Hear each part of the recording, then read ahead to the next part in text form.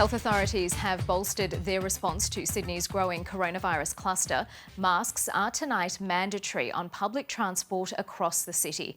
And the Premier is warning she could tighten the rules even further if the situation worsens. One new infection was discovered today, but it's the way the man was infected that's worrying officials. As the clock struck 4, the choice was clear: cover up or cough up. It's a bit of a hindrance, but you got to do what you got to do. Probably it's necessary, I think. I'm not a fan. Once again, masks are mandatory on public transport in Greater Sydney. As for indoor venues like shops and cinemas, it's not compulsory, but we are strongly recommending that, especially if you can't guarantee social distancing.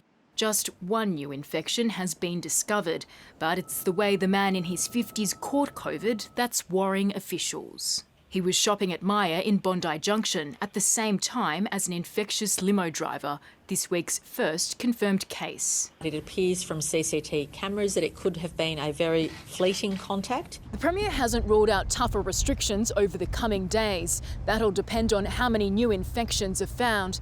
But Gladys Berejiklian is urging Sydneysiders to limit their movement this weekend. Ticketed events, she says, are okay.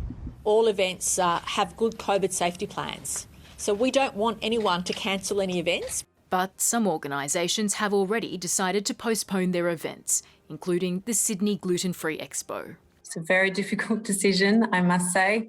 There'll be a lot of disappointed people, but we are a health-based charity and we do have to consider the advice and the recommendations by government. More than 1,000 close and casual contacts will spend the weekend in self-isolation. Anyone else who has even mild symptoms should also get tested. Lydia Feng is tonight at Sydney Airport. Lydia, other states are also considering imposing restrictions on Sydneysiders. Yes, that's right. From 1 a.m. tomorrow, Queensland will declare Waverley Council a coronavirus hotspot, and that means travellers who live in the area or have recently visited the area will be forced to go into hotel quarantine when they land. With school holidays starting just next week, that's sure to be a dampener for Sydneysiders planning a winter getaway. Now, other states have already moved on this front, including Victoria, who yesterday said Sydneysiders will have to get tested when they land.